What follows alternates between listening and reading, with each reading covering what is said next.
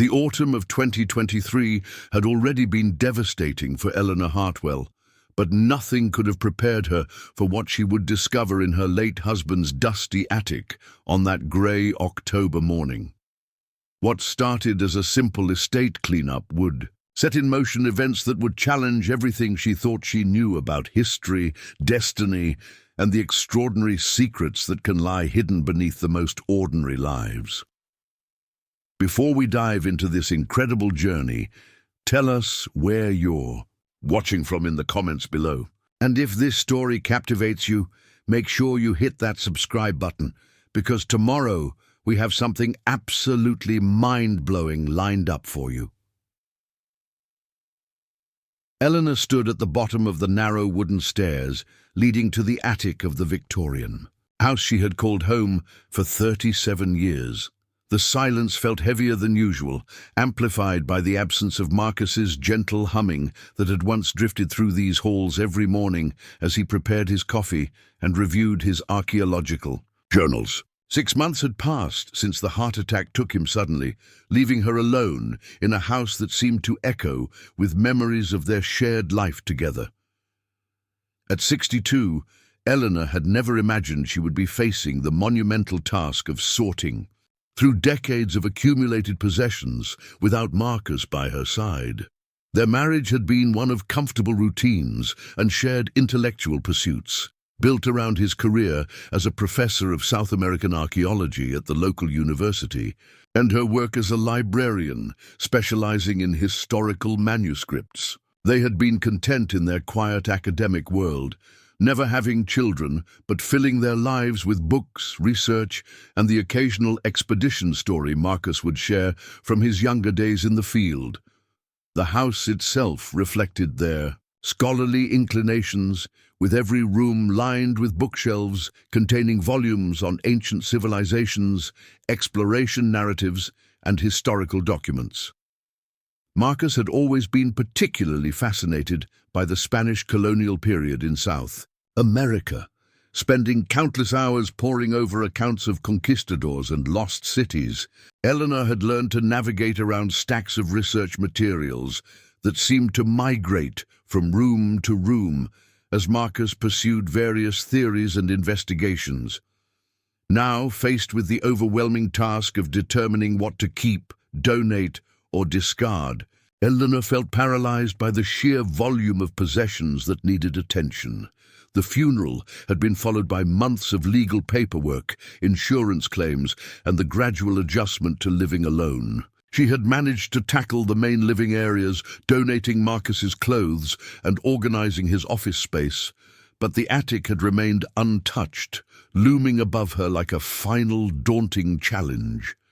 The October morning was particularly grey and cold, with rain drumming steadily against the windows and creating the kind of melancholy atmosphere that seemed to match Eleanor's emotional state. She had awakened early, unable to sleep, and decided that today would finally be the day she confronted whatever mysteries lay waiting in the space above her bedroom ceiling. Armed with boxes, garbage bags, and a determination born of necessity, rather than enthusiasm, she climbed the creaking stairs that led to the attic. The space was larger than she had remembered, stretching across most of the house's upper level, and filled with the accumulated detritus of nearly 4 decades of married life. Dust motes danced in the pale light filtering through a small window at the far end, illuminating a landscape of cardboard boxes, old furniture covered in sheets, and the kinds of items that people store with the intention of someday finding useful again. The air smelled of old wood, mothballs, and the particular mustiness that comes from decades of undisturbed storage. Eleanor surveyed the chaos with a mixture of dismay and resignation. She recognized some items immediately: Christmas decorations that had been retired from service, furniture from Marcus's bachelor apartment that they had never quite found room for downstairs, and boxes of academic papers that had seemed too important to throw away, but not quite significant enough for his office. Other items were complete mysteries, wrapped in newspaper or tucked into containers whose contents had been forgotten long ago. She began systematically, starting with the items closest to the stairs and working her way deeper into the space. The first several boxes contained exactly what she expected: old tax records, university documents, and the kinds of paperwork that accumulates over a lifetime of responsible record-keeping. She found photograph albums from their early years together, including pictures from the archaeological dig in Peru, where they had first met when she was a graduate student, assisting with documentation, and he was a young professor leading his first major excavation. The photographs brought back memories of that transformative summer when Eleanor had fallen in love both with Marcus and with the romance of archaeological discovery. She remembered the excitement of carefully cataloguing artifacts, the thrill of potentially significant finds, and the long evening conversations around the campfire when Marcus would share stories of the great explorers and archaeologists who had come before them. It had been a time of possibility and adventure that had gradually given way to the quieter satisfactions of academic life and domestic contentment. As she worked deeper into the attic, Eleanor began to uncover items that revealed aspects of Marcus's life and interests that had been hidden from their daily existence. She found boxes of correspondence with colleagues around the world, research notes written in his careful handwriting, and maps of various South American regions marked with notations in different colored inks. Some of the materials dated back to his graduate school days, showing the development of theories and interests that had shaped his entire career. One particular corner of the attic had been carefully organized in a way that suggested deliberate preservation rather than casual storage. Here, Eleanor discovered a series of wooden crates that had been professionally sealed and labeled with dates and locations. The labels bore names of various archaeological sites in Peru, Bolivia, and Ecuador, along with catalog numbers that suggested these materials had been part of formal research projects. Unlike the casual storage elsewhere in the attic, these crates had been treated with the respect accorded to valuable scientific specimens. Eleanor's curiosity was immediately piqued by this evidence of systematic organization in an otherwise a chaotic space. Marcus had always been meticulous about his professional work, but she had never seen this particular collection before. The crates were heavy, requiring considerable effort to move, and secured with metal latches that had resisted decades of moisture and temperature changes. As she examined them more closely, she noticed that each crate bore a small brass plate with inscriptions in both English and Spanish, suggesting connections to international research collaborations. The discovery of these professionally preserved materials made Eleanor realize that there were aspects of Marcus's work that she had never fully understood or appreciated. During their marriage, he had shared his general interests and research directions with her, but she was beginning to suspect that he had maintained separate, more focused areas of investigation that he had pursued independently. This realization was both exciting and slightly unsettling, as it suggested depths to her husband's intellectual life that had remained hidden even after 37 years of marriage. The rain continued to drum against the attic window as Eleanor wrestled with the latches on the first crate, her fingers stiff from the cold and unaccustomed to the physical demands of the task. The metal had corroded slightly over the years, requiring patience and persistence to open, but eventually yielding to her determined efforts.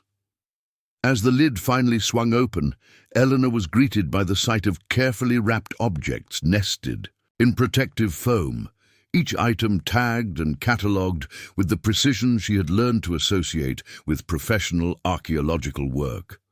The top layer contained what appeared to be pottery fragments, each piece wrapped in acid-free tissue paper and accompanied by detailed notes describing its discovery location, dating estimates, and potential significance. Eleanor recognized the careful documentation style that Marcus had always employed. in his fieldwork, but the specific artifacts were unfamiliar to her. The pottery showed sophisticated craftsmanship and decorative patterns that spoke of advanced civilization, but the style was unlike anything she remembered from Marcus's published research. Beneath the pottery fragments, Eleanor discovered a collection of metal objects that had been preserved with even greater care.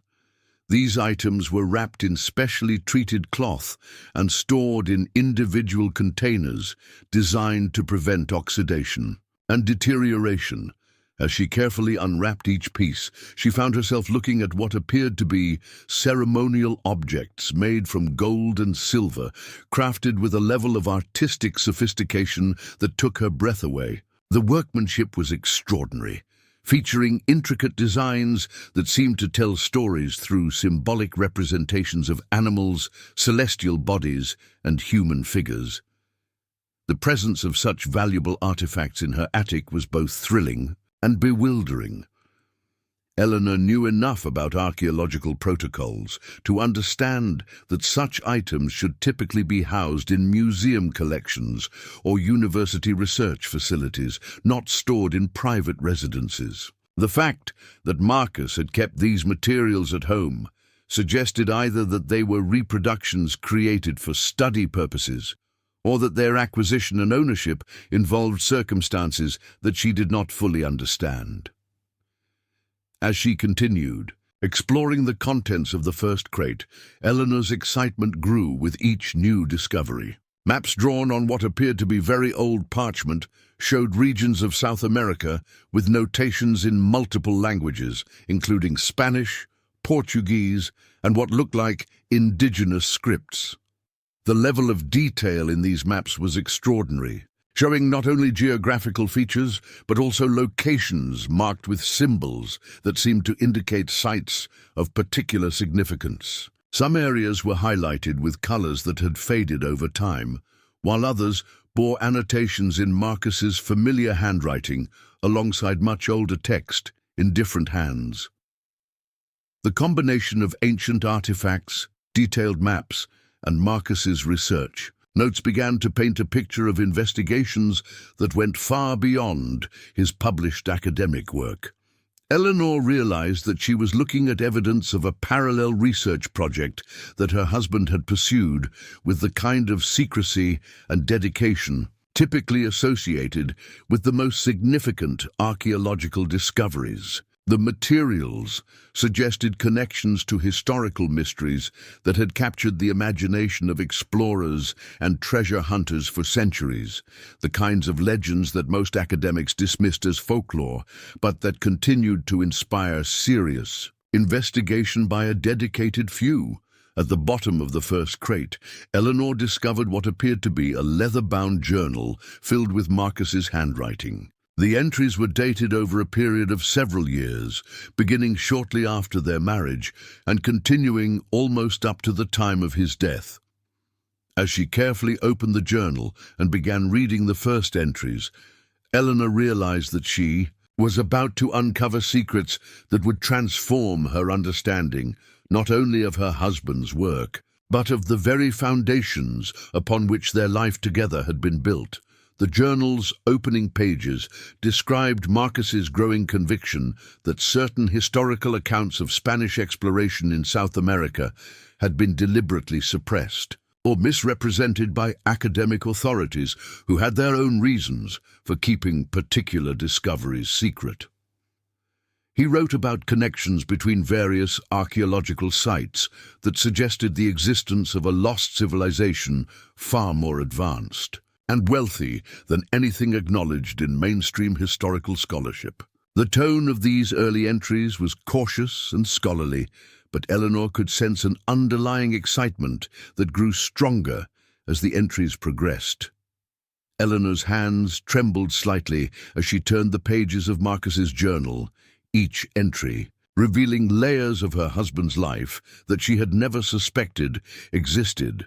The cramped handwriting filled every available space on the yellowed pages, accompanied by small sketches, diagrams, and what appeared to be copied symbols from various sources. The methodical nature of the documentation suggested years of careful research conducted in complete secrecy, parallel to the academic career she thought she knew so well.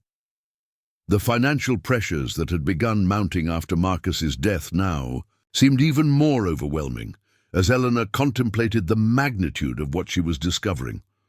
The modest professor's pension she had inherited, combined with her own small retirement savings from her library career, barely covered the expenses of maintaining their large Victorian house. Property taxes had increased dramatically over the past few years as the neighborhood underwent gentrification, while utilities, insurance, and basic maintenance costs continued to climb beyond her ability to manage comfortably.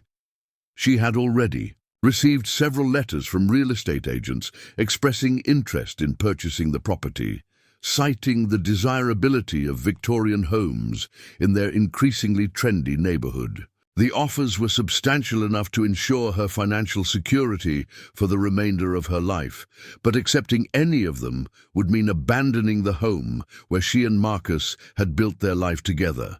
Every room held memories that felt too precious to monetize. Every book and artifact represented shared intellectual adventures that had defined their relationship.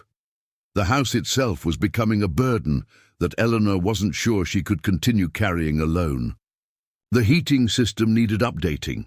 The roof required repairs that would cost thousands of dollars, and the elaborate Victorian woodwork demanded constant maintenance that Marcus had handled with the enthusiasm of someone who genuinely enjoyed such projects. Without his practical skills and physical strength, Eleanor found herself facing a seemingly endless list of tasks that felt beyond her capabilities and financial resources. Her social isolation had deepened considerably since Marcus's death, as their circle of friends had consisted primarily of academic colleagues whose relationships had been built around shared professional interests rather than deep personal bonds. The faculty wives she had known through university social functions had gradually stopped including her in their activities, not from any deliberate cruelty, but simply because her presence reminded them of loss and mortality in ways that made social gatherings uncomfortable. The younger faculty members who had replaced Marcus's retiring contemporaries had their own social networks that didn't naturally include widowed spouses of former colleagues. Eleanor's days had settled into a routine of solitary meals, afternoon, walks through the neighborhood, and evenings spent reading books that no longer sparked the intellectual discussions she had shared with Marcus for nearly 4 decades. The library, where she had worked for 25 years, had undergone computerization and modernization that made her feel like a relic from an earlier era, while her retirement had coincided with budget cuts that eliminated most of the programs and services that had given her work meaning and satisfaction. The loneliness was perhaps the most difficult aspect of her new reality, made worse by living in a house designed for 2 people and filled with the accumulated possessions of a shared life. Every meal prepared for one person, every evening spent without conversation, every decision made without consultation served as a reminder of how completely her identity had been intertwined with her role as Marcus's wife and intellectual partner. As she continued reading through Marcus's journal, Eleanor began to understand that her husband had been struggling with his own form of isolation during the final years of his life. The entries revealed growing frustration with academic politics, disappointment with the direction of his field, and a sense that his most important discoveries were being ignored or actively suppressed by colleagues who preferred conventional interpretations of historical evidence. Marcus wrote extensively about his growing conviction that mainstream archaeology had become too conservative, too focused on protecting established theories rather than pursuing potentially revolutionary discoveries. He described encounters with fellow researchers who had made significant finds, but were unable to publish their results due to pressure from department heads, museum curators, and funding organizations that had vested interests in maintaining existing narratives about pre-Columbian civilizations. The journal entries from the past 5 years showed Marcus becoming increasingly secretive about his research, conducting investigations independently rather than through official university channels. He wrote about using his sabbatical periods and summer breaks to pursue leads that his academic colleagues would have dismissed as treasure hunting rather than legitimate scholarship.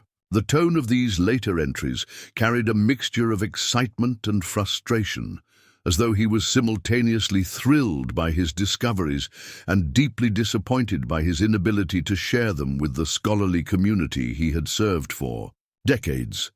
Eleanor discovered references to a network of independent researchers scattered across South America, historians and archaeologists who had chosen to work outside traditional academic institutions in order to pursue investigations that mainstream universities would not support. Marcus had apparently developed correspondence relationships with these individuals, sharing information and resources in ways that bypassed the normal peer review and publication processes that governed academic research.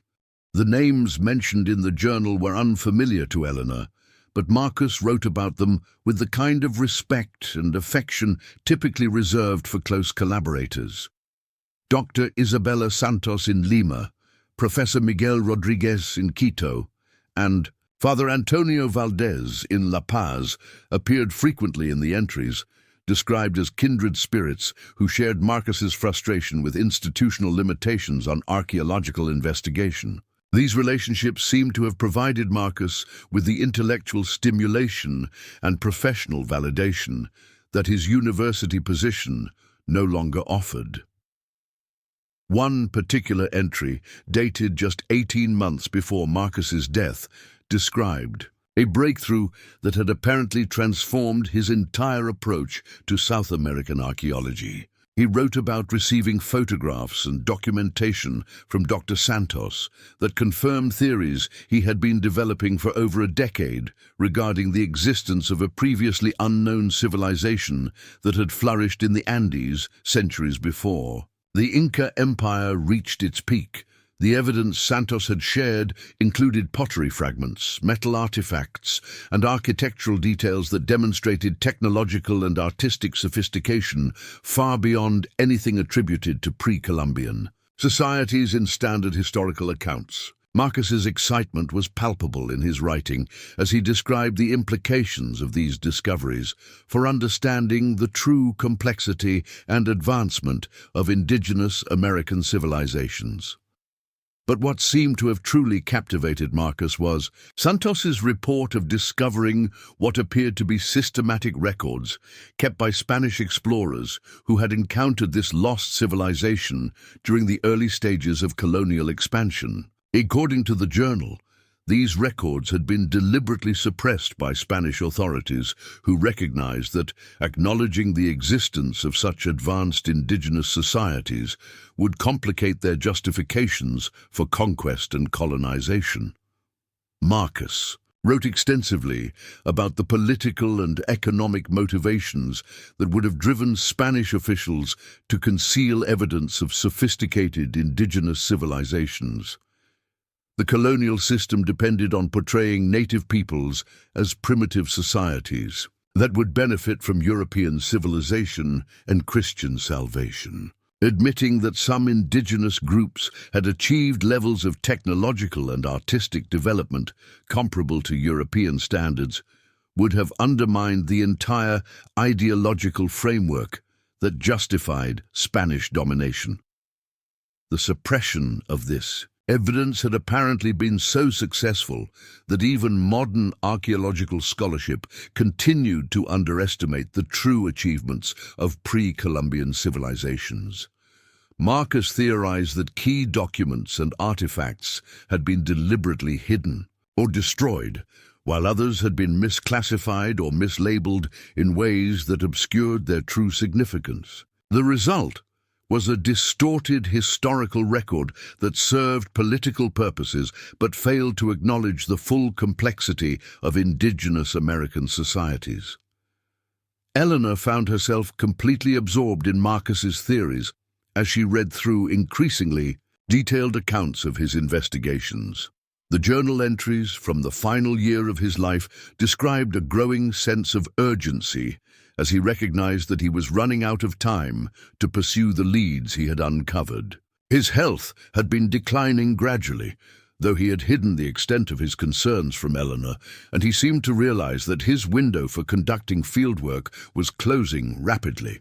The most intriguing entries described Marcus's correspondence with a mysterious individual identified only as the captain, who appeared to possess original Spanish colonial documents that confirmed the existence of the lost civilization. According to the journal, the captain had inherited these materials from ancestors who had participated in early Spanish expeditions, but had chosen to preserve rather than destroy evidence that contradicted official colonial policies. Marcus wrote about arranging a meeting with the captain during what would turn out to be his final summer, describing elaborate security precautions and confidentiality agreements that suggested the materials in question were extraordinarily valuable and potentially dangerous to possess. The captain apparently lived in a remote location in Ecuador, surrounded by generations of accumulated documents and artifacts that had been carefully preserved by his family for over 4 centuries. The planned meeting never took place due to Marcus's sudden death, but the journal entries describing the preparation for this encounter revealed the extent to which his research had departed from conventional academic methods. He had arranged for travel through unofficial channels, established contact protocols that avoided normal communication systems, and prepared documentation that would allow him to verify his identity without revealing his university affiliation or research purposes. Eleanor realized that her husband had essentially been living a double life during his final years, maintaining his conventional academic persona while secretly pursuing investigations that bordered on treasure hunting and historical espionage. The dedication required for such elaborate deception suggested that Marcus had been driven by more than simple intellectual curiosity. He seemed to have been motivated by a profound sense of historical injustice that demanded correction regardless of personal or professional costs. As she continued reading, Eleanor discovered that Marcus had been documenting not only his research findings, but also his growing concern about the dangers associated with his investigations. Several entries mentioned threats received from unidentified sources who apparently had reasons for wanting his research to cease. The nature of these threats was never explicitly described, but Marcus's responses suggested that he took them seriously while remaining determined to continue his work. The journal also revealed that Marcus had been making preparations for the possibility that his research might be discovered and confiscated after his death. He wrote about creating multiple copies of important documents, establishing secure storage locations for key materials, and developing communication protocols that would allow his research to continue even if he was no longer able to participate directly. Most intriguingly, the final entries in the journal described Marcus's efforts to create what he called an insurance policy that would ensure his discoveries could not be completely suppressed, even if his official research materials were destroyed or stolen. He had apparently hidden key documents and artifacts in locations that only someone with intimate knowledge of his work and methods would be able to identify and access.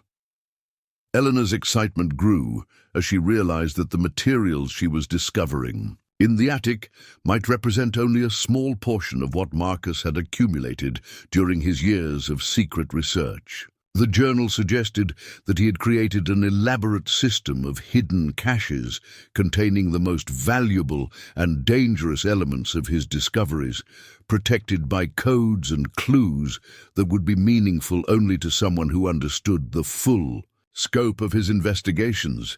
The implications of these revelations were staggering. Eleanor was beginning to understand that her husband had been involved in historical research, with potential consequences far beyond academic publishing and scholarly recognition.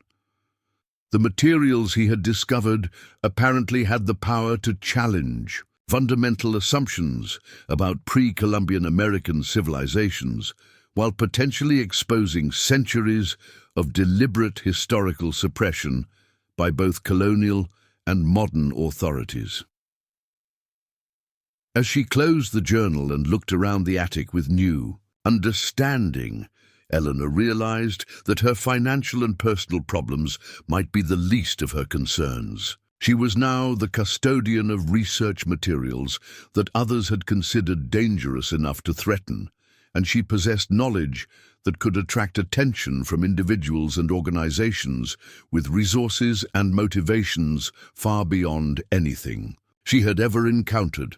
The quiet academic life she had shared with Marcus suddenly seemed like an elaborate facade, concealing investigations that connected to power structures and historical secrets extending back to the Spanish conquest of South America. Eleanor was no longer simply a widowed librarian facing financial difficulties. She had inherited a legacy that could transform her understanding of history while potentially placing her in circumstances that would test every assumption she had ever made about the safety and predictability of scholarly research. The second wooden crate proved even more difficult to open than the first, its metal latches corroded by decades of temperature fluctuations and humidity changes in the poorly ventilated attic space. Eleanor's fingers ached from the effort, and she had to pause several times to rest her hands and massage the arthritis that had begun troubling her in recent years. The physical demands of the task seemed almost symbolic of the effort required to unlock the secrets that Marcus had so carefully concealed throughout their marriage. When the latches finally yielded to her persistent efforts, Eleanor discovered that this crate contained materials of an entirely different nature from the artifacts and pottery she had found previously. Instead of ancient objects, she was looking at what appeared to be modern reproductions and copies of historical documents, each item meticulously organized and catalogued according to a system that reflected Marcus's scholarly training and methodical approach to research. The top layer consisted of high-quality photographic reproductions of manuscript pages, each image capturing intricate details of handwritten text in various languages and scripts. Eleanor recognized Spanish and Portuguese immediately, but there were also documents in what appeared to be indigenous languages written using European alphabetic systems, suggesting the work of colonial-era missionaries or administrators who had learned native tongues for practical purposes. Many of these document reproductions bore the kinds of age spots, staining, and physical deterioration that indicated they were copies of genuinely ancient materials, while others showed the crisp clarity of more recent photography. Marcus had apparently spent considerable time and expense obtaining these images from archives and private collections around the world, building a comprehensive library of primary source materials related to Spanish colonial exploration and indigenous civilizations. Eleanor's library training enabled her to appreciate the extraordinary value of this collection. Many of the documents appeared to be unique items that existed in only single copies housed in restricted archives, while others seemed to be previously unknown materials that had never been subjected to scholarly analysis. The breadth and depth of Marcus's documentary collection suggested years of painstaking research and the kind of international networking that required both significant financial resources and exceptional scholarly credentials. As she examined individual documents more closely, Eleanor began to notice recurring themes and connections that revealed the systematic nature of Marcus's investigation. Many of the Spanish colonial records contained references to encounters with indigenous groups whose technological and organizational capabilities had surprised European explorers, contradicting the primitive stereotypes that colonial authorities preferred to promote. One particularly intriguing set of documents appeared to be correspondence between Spanish military commanders and colonial administrators, discussing strategies for managing indigenous populations whose resistance capabilities exceeded official expectations. The letters described fortified settlements, sophisticated weapons, and military tactics that suggested levels of organization and technological development far beyond what mainstream historical accounts acknowledged. Eleanor found herself drawn into these historical narratives despite their academic complexity, fascinated by the disconnect between official colonial reports and the private communications that revealed European uncertainty and even fear when confronting certain indigenous societies. The Spanish explorers and administrators described in these documents were clearly dealing with civilizations that challenged their assumptions about cultural superiority and military dominance. Beneath the document reproductions, Eleanor discovered a collection of modern maps that Marcus had apparently created by combining information from various historical sources. These maps showed regions of Peru, Bolivia, and Ecuador with remarkable detail, marking locations of archaeological sites, colonial settlements, and geographical features that seemed to form patterns suggesting systematic exploration and documentation. Over extended periods, the maps were annotated in Marcus's careful handwriting, with different colored inks indicating various categories of information. Red markings seemed to indicate confirmed archaeological sites, while blue notations marked locations mentioned in historical documents but not yet verified through fieldwork. Green annotations appeared to represent theoretical connections between different sites, suggesting Marcus's attempts to identify trade routes, migration patterns, or other relationships between geographically separated locations. What struck Eleanor most forcefully about these maps was their scope and ambition. Marcus had apparently been attempting to reconstruct an entire lost landscape of pre-Columbian civilization, connecting scattered archaeological evidence with historical documentation to create a comprehensive picture of indigenous societies that had been systematically obscured by centuries of colonial and post-colonial scholarship. The level of detail in these maps suggested access to information sources that went far beyond what would typically be available to university researchers. Eleanor recognized that Marcus must have developed relationships with local historians, indigenous communities, and private collectors throughout South America, building a network of collaborators who shared his interest in recovering suppressed historical knowledge. One map in particular caught Eleanor's attention due to its exceptional detail and the obvious care with which it had been prepared. This document showed a region of eastern Peru where the Amazon basin meets the Andean foothills, an area that Marcus had marked with numerous symbols and annotations suggesting extraordinary significance. The map appeared to be a composite created from multiple historical sources, combining Spanish colonial surveys with what looked like much older indigenous mapping traditions. The symbols used on this map were unlike anything Eleanor had seen in the other materials, featuring geometric patterns and stylized representations that seemed to indicate specific types of locations or resources. Some symbols appeared frequently across the mapped region, while others were unique to particular locations, suggesting a complex system of categorization that reflected detailed knowledge of local geography and resources.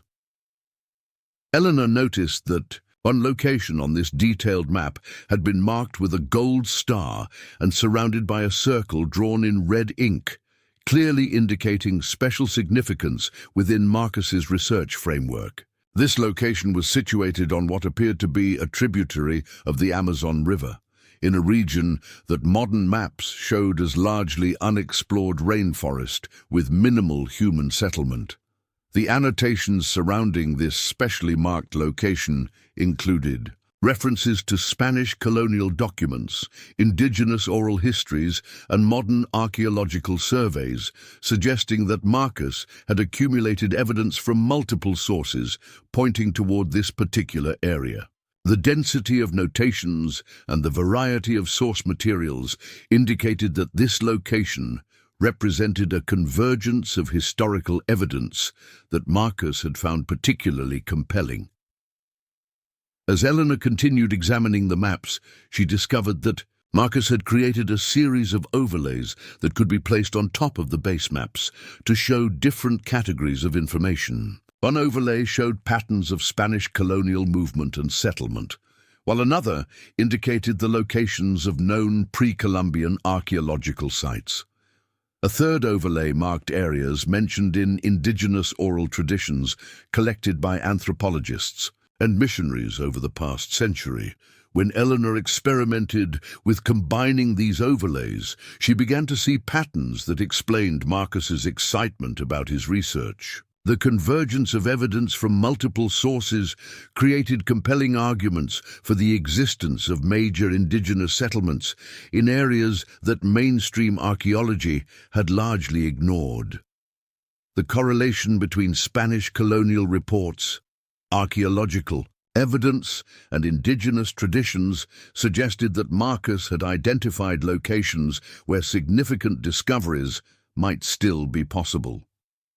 The most intriguing overlay showed what Marcus had labeled as resource indicators, marking locations where historical sources mentioned unusual concentrations of valuable materials. These notations included references to gold, silver, precious stones, and other resources that had attracted Spanish colonial attention, while also suggesting the existence of indigenous societies with sufficient organization and technology to exploit these resources effectively.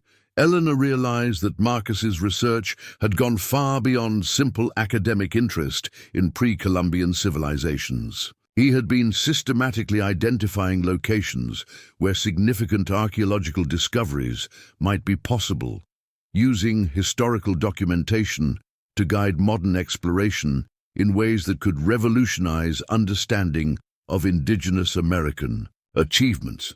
The implications of this approach were staggering. If Marcus's theories were correct, there might be major archaeological sites throughout South America that remained undiscovered because modern researchers had relied on incomplete or deliberately distorted historical records. The systematic suppression of evidence regarding indigenous technological and organizational capabilities had created blind spots in archaeological investigation that could be hiding discoveries of extraordinary significance. Eleanor's library training had given her experience with colonial-era documents, but she had never encountered anything that combined multiple languages and information sources in such a systematic way.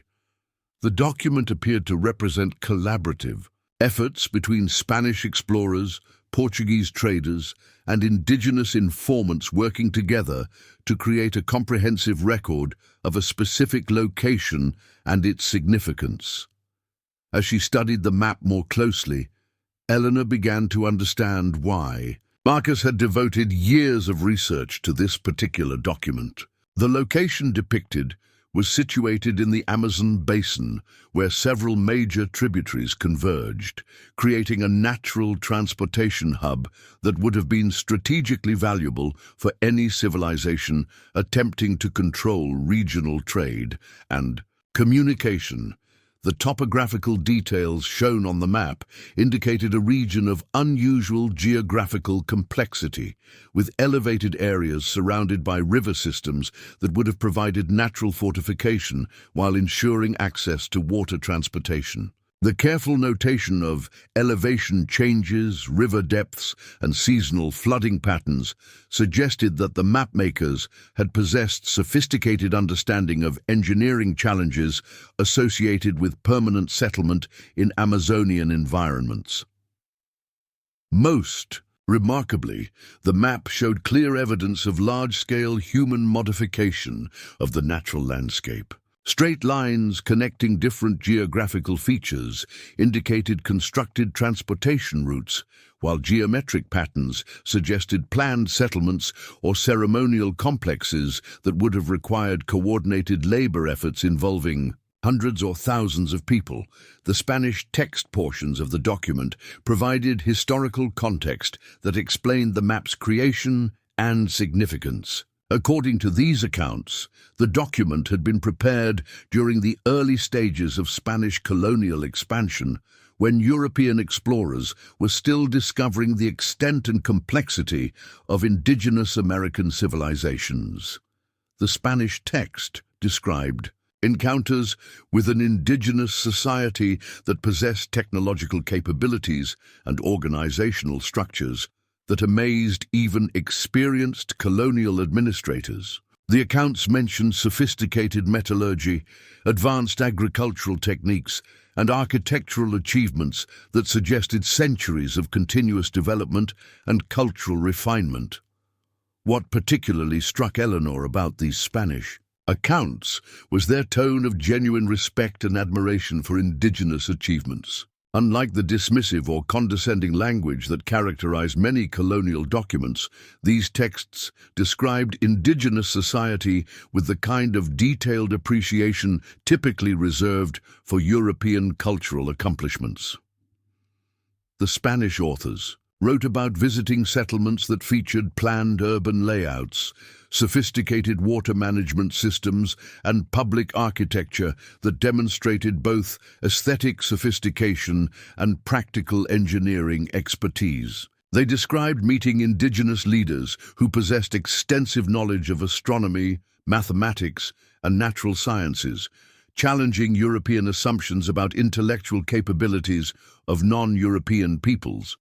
Most significantly, the Spanish accounts described wealth that exceeded anything the colonizers had encountered elsewhere in the Americas. The texts mention gold and silver artifacts crafted with exceptional skill, precious stones worked into decorative objects of extraordinary beauty, and trade goods that indicated commercial relationships extending across vast geographical distances.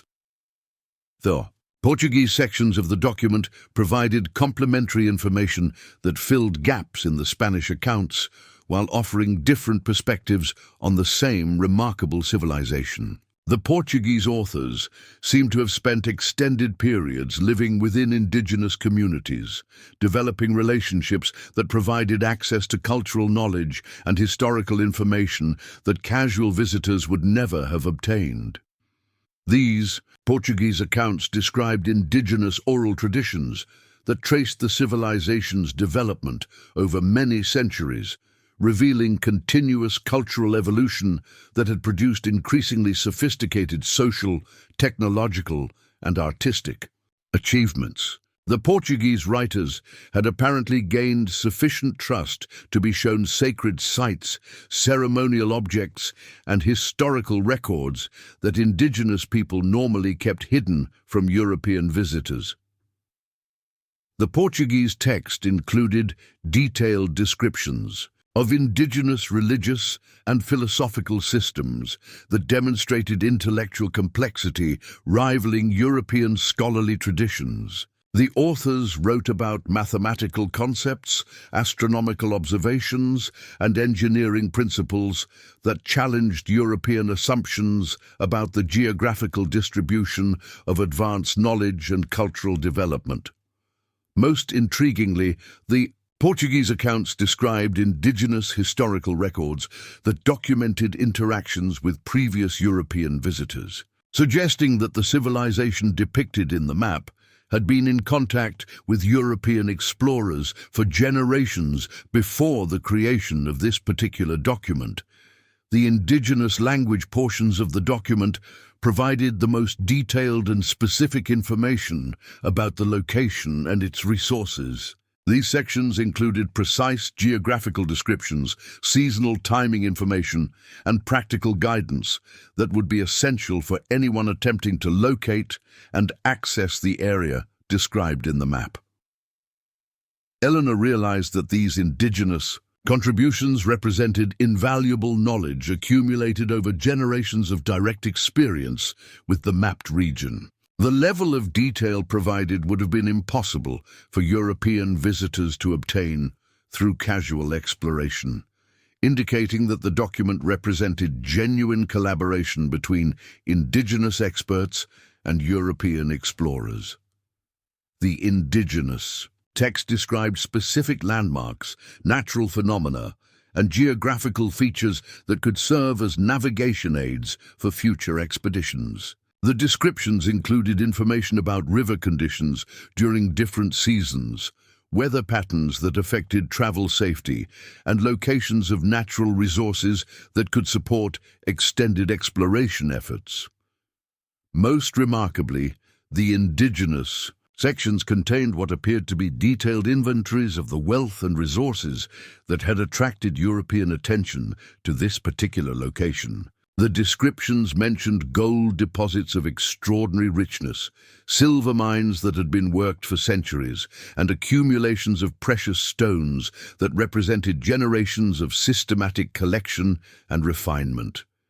As Eleanor continued studying the document, she began to understand that she was looking at more than simply a historical map or exploration record. The document appeared to be a comprehensive guide created specifically to enable future expeditions to locate and access a civilization and resource base that its creators considered to be of exceptional value and importance. The collaborative nature of the document's creation suggested that it represented agreement between indigenous leaders and European explorers regarding the documentation and potential exploitation of resources that both groups recognized as extraordinary. The careful preservation of the document over centuries indicated that its creators had intended it to serve as a permanent record that could guide future activities long after the original collaborators were gone.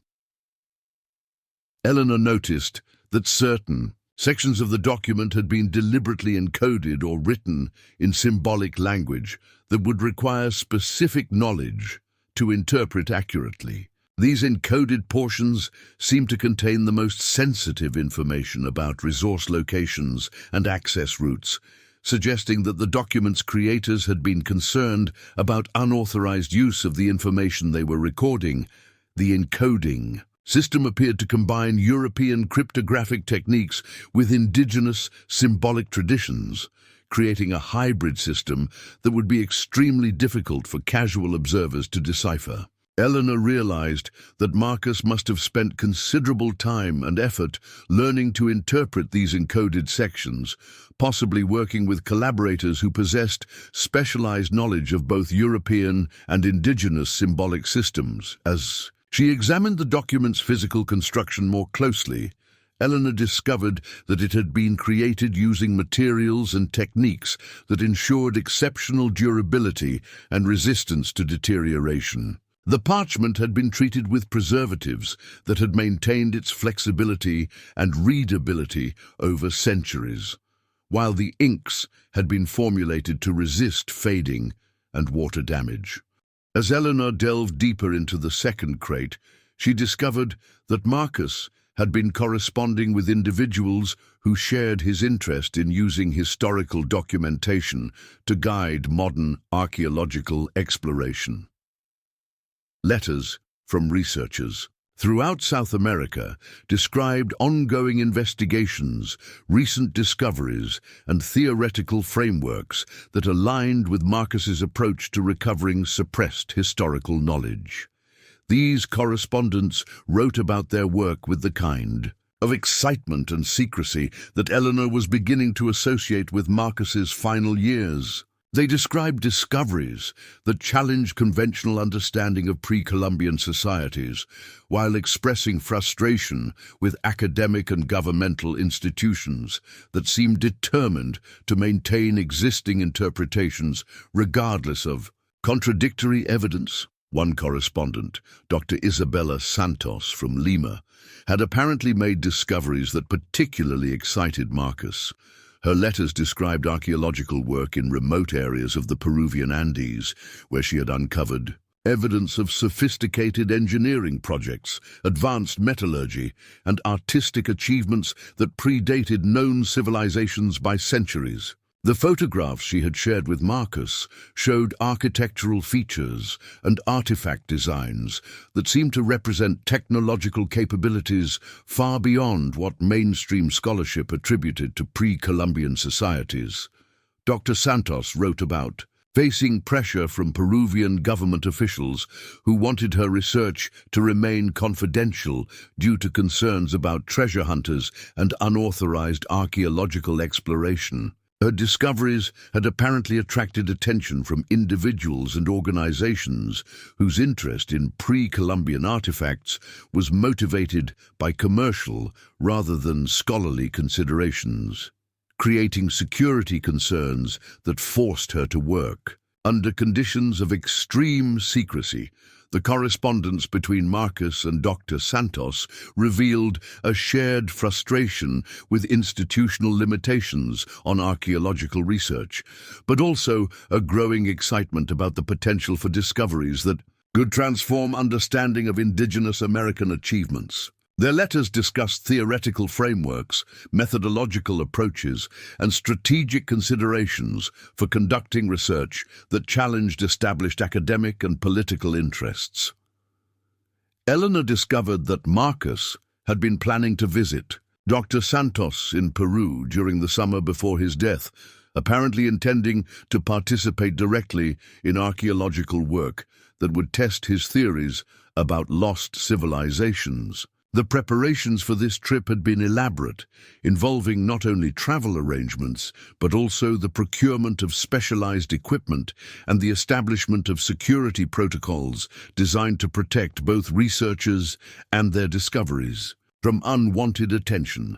The planned expedition had been cancelled due to Marcus's sudden death, but Eleanor could see from the correspondence that Dr. Santos had continued her work and made additional discoveries that confirmed many of Marcus's theoretical predictions. Her most recent letters described findings that seemed to vindicate Marcus's approach to using historical documentation as a guide for modern archaeological exploration.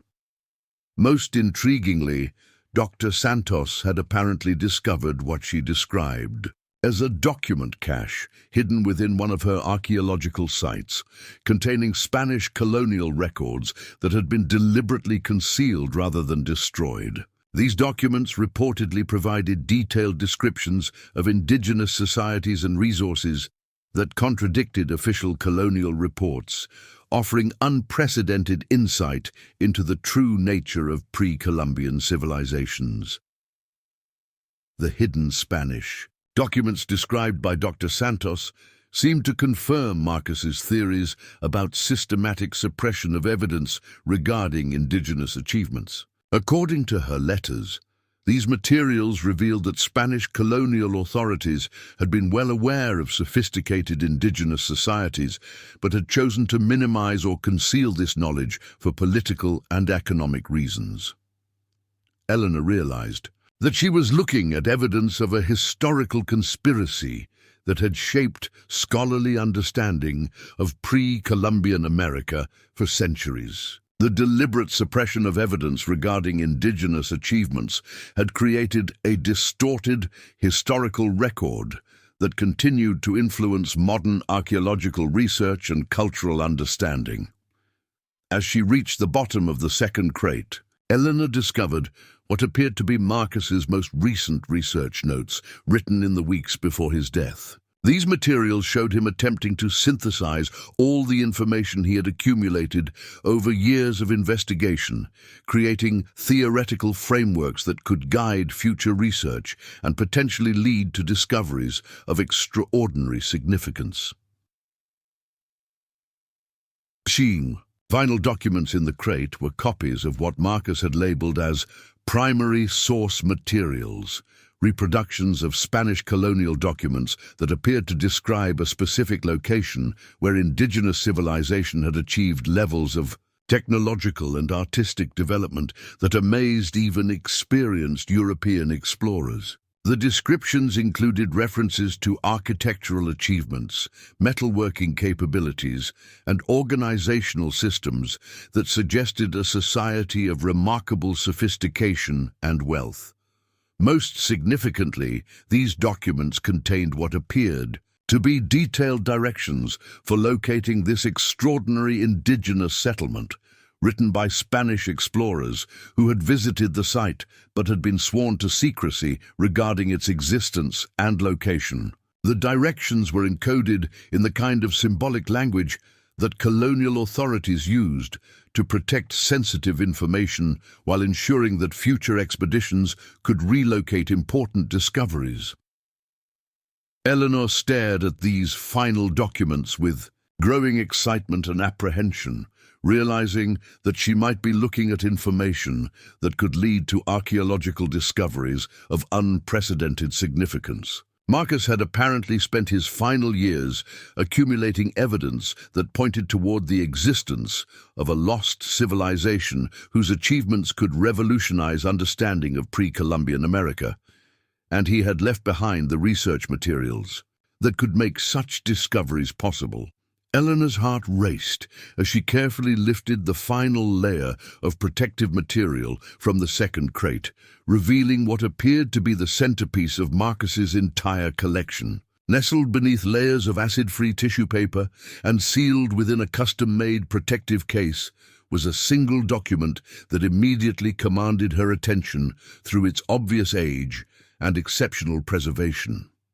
The document was unlike anything Eleanor had encountered in her decades of library work with historical manuscripts. The parchment appeared to be genuine colonial-era material, bearing the characteristic texture and coloration that came from centuries of careful preservation.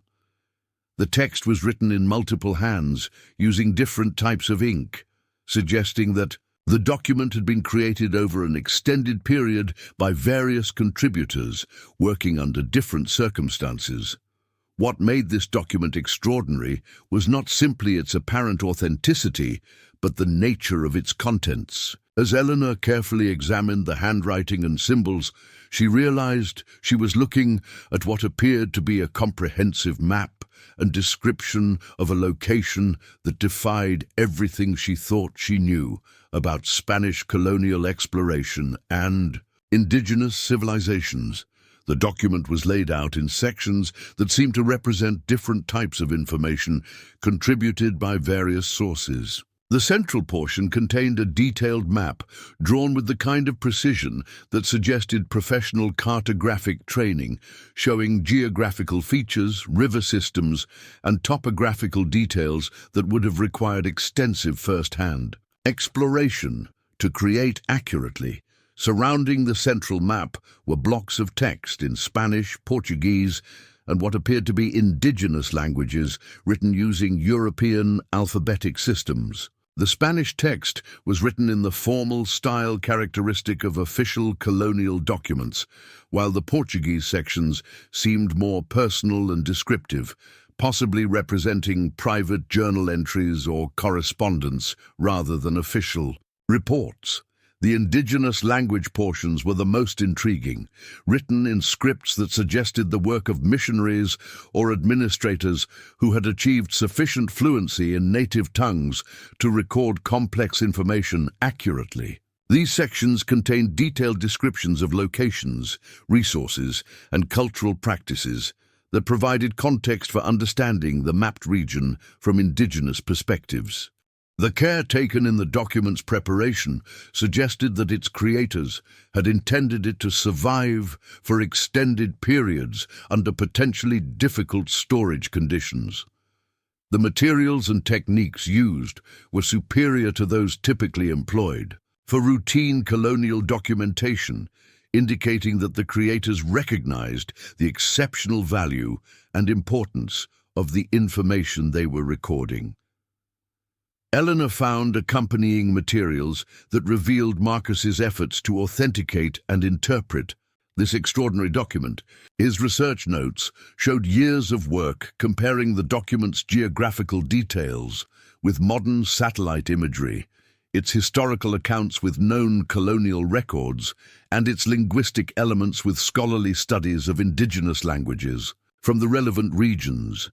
Marcus's authentication research had apparently confirmed the document's genuineness through multiple independent verification methods. Carbon dating of the parchment and ink analysis had established appropriate age ranges, while linguistic analysis had confirmed the authenticity of the various language components and their historical consistency with known colonial-era documentation practices.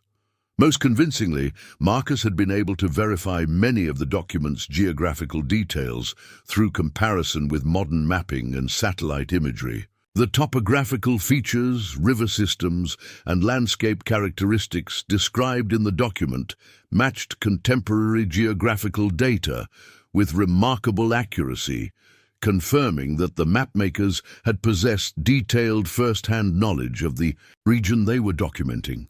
Eleanor discovered that Marcus's interpretation of the encoded portions had revealed specific information about resource locations and access routes that could potentially guide modern expeditions to discoveries of extraordinary archaeological and economic significance. His decoded translations described gold deposits, architectural sites, and artifact collections that could revolutionize understanding of pre-Columbian American civilizations, while potentially representing wealth of staggering proportions. The implications of Marcus's discoveries were overwhelming. Eleanor realized that she was now in possession of information that could lead to archaeological finds of unprecedented importance, potentially challenging fundamental assumptions about indigenous American achievements while offering access to resources that could solve her financial problems and transform her life in ways she had never imagined possible. As she carefully returned the document to its protective case, Eleanor understood that her quiet academic life had ended forever. She was now the custodian of knowledge that could reshape historical understanding, while potentially attracting attention from individuals and organizations whose interests in such information might extend far beyond scholarly research. The simple task of cleaning out Marcus's attic had revealed secrets that would force her to make decisions about her future that she had never anticipated needing to consider. The third wooden crate required even greater effort to open than the previous two, its metal latches having fused partially with corrosion that spoke of decades without maintenance. Eleanor's arthritis flared as she worked the stubborn mechanisms, forcing her to take frequent breaks to flex her stiff fingers and massage the aching joints that had never troubled her during her younger years working in climate-controlled libraries. The physical struggle seemed symbolic of the resistance that Marcus's secrets were putting up against discovery, as though even in death he was protecting information that perhaps should remain hidden. When the latches finally surrendered to her persistence, Eleanor discovered that this crate contained materials of an entirely different character from the historical documents and artifacts she had found previously. Instead of ancient parchments and colonial-era reproductions, she was looking at modern technological equipment, contemporary maps, and what appeared to be the tools of active field research rather than academic study. The top layer consisted of high-quality photographic equipment, including cameras designed for archaeological documentation, specialized lighting equipment for artifact photography, and digital storage devices that could preserve images under field conditions. The equipment was professional grade, far exceeding what a university professor would typically require for routine academic work, suggesting that Marcus had been preparing for expeditions that would demand the highest standards of scientific documentation. Beneath the photography equipment, Eleanor found GPS devices, satellite communication equipment, and navigation tools that revealed Marcus's intention to conduct fieldwork in remote locations where conventional communication and navigation systems might be unreliable. The sophistication of this equipment suggested expeditions to areas where safety and successful completion would depend on having backup systems for every critical function. Eleanor's discovery of detailed topographical maps covering regions of Peru, Bolivia, and Ecuador confirmed that Marcus had been planning specific expeditions to locations identified through his historical research. These maps were annotated with routes, waypoints, and logistical information that demonstrated serious preparation for extended fieldwork in challenging environments. The maps showed areas of the Amazon basin that remained largely unexplored. By modern archaeology, regions where dense jungle cover and difficult terrain had prevented systematic investigation despite their potential historical significance. Marcus's annotations indicated that he had identified specific locations where his documentary research suggested the possibility of major archaeological discoveries. One map in particular caught Eleanor's attention due to the density of annotations and the obvious care with which it had been prepared. This map showed a tributary system of the Amazon River in eastern Peru, with detailed notations about river conditions, seasonal variations, and access routes that would allow expeditions to reach areas that appeared on standard maps as blank. Wilderness. The annotations on this map correlated directly with information Eleanor had found in Marcus's historical documents, suggesting that he had successfully connected centuries-old Spanish colonial accounts with modern geographical knowledge. The convergence of historical and contemporary information had apparently enabled Marcus to identify specific locations where archaeological investigation might yield discoveries of extraordinary significance. Eleanor discovered that Marcus had been corresponding with local guides, river pilots, and indigenous communities in the regions shown on his annotated maps. Letters from contacts throughout South America revealed a network of relationships that Marcus had been developing over several years, apparently preparing for expeditions that would require local expertise and community cooperation. These correspondents wrote about Marcus with obvious respect and affection, describing him as someone who approached indigenous communities with genuine interest in their knowledge and traditions, rather than the exploitative attitudes that characterized many foreign researchers. The tone of these letters suggested that Marcus had earned the trust and support of people whose cooperation would be essential for successful expedition work in remote areas. One correspondent, an indigenous guide named Carlos Mamani from Bolivia, had apparently developed a particularly close working relationship with Marcus. Mamani's letters described extensive conversations about traditional knowledge, historical sites, and oral traditions that provided context for understanding the archaeological potential of specific locations. Mamani wrote about sites known to his community that had never been investigated by outside researchers, locations where traditional stories described the presence of ancient settlements, ceremonial centers, and artifact deposits that could provide unprecedented insight into pre-Columbian civilizations. His descriptions aligned remarkably with the historical accounts that Marcus had been studying, suggesting that indigenous oral traditions had preserved accurate information about locations and resources that Spanish colonial documents had attempted to conceal. The correspondence with Mamani revealed that Marcus had been planning a specific expedition to investigate sites in the Bolivian Andes that combined archaeological potential with extraordinary natural beauty. Mamani's descriptions of these locations painted pictures of hidden valleys, ancient terraces, and stone structures that had been protected from destruction by their remoteness and the discretion of local communities. Eleanor found detailed expedition plans that Marcus had developed for multiple locations throughout South America. These plans included logistical arrangements, equipment lists, personnel requirements, and timeline estimates that demonstrated serious preparation for fieldwork that would extend over several months and potentially yield discoveries of major archaeological significance.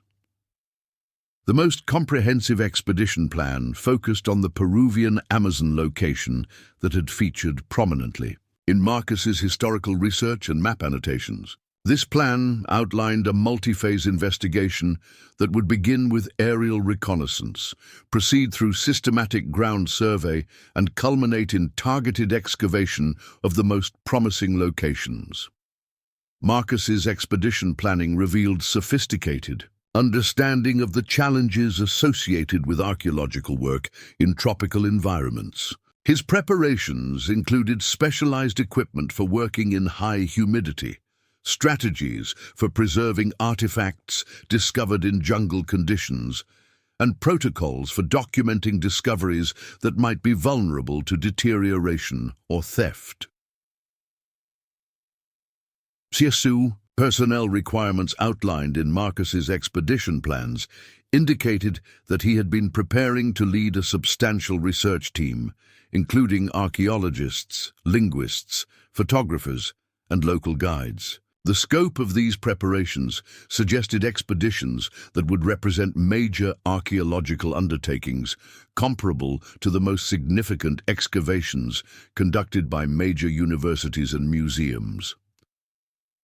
Eleanor discovered that Marcus had been seeking funding for these expeditions through channels that bypassed traditional academic grant processes. His correspondence with private foundations, wealthy collectors, and international research organizations revealed attempts to secure financial support for investigations that conventional academic funding sources might not approve.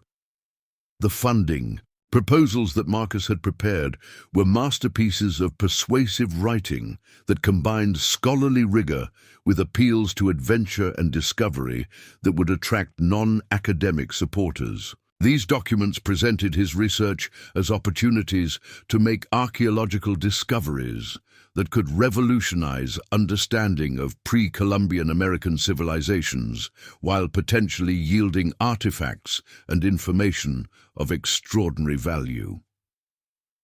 1.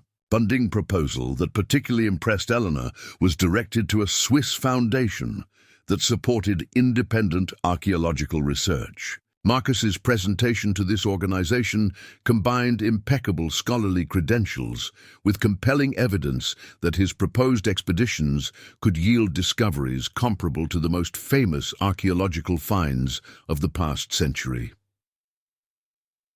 The Swiss Foundation had apparently been sufficiently impressed to provide preliminary funding for Marcus's research, conditional on his ability to demonstrate the authenticity and significance of his historical sources. Eleanor found correspondence indicating that Marcus had been preparing to present his colonial document and supporting materials to Foundation representatives during the summer before his death. The cancelled presentation to the Swiss Foundation represented a lost opportunity that could have provided Marcus with the resources needed to conduct the expeditions he had been planning for years. Eleanor realized that the funding commitment that Marcus had secured might still be available if she could demonstrate the continuation of his research and her ability to carry forward his investigative work. Among Marcus's expedition planning materials, Eleanor discovered what appeared to be his most ambitious and carefully developed proposal. This document outlined an expedition to the Peruvian Amazon location that had been the focus of his most intensive research, presenting a comprehensive plan for investigating what Marcus believed could be the most significant archaeological site.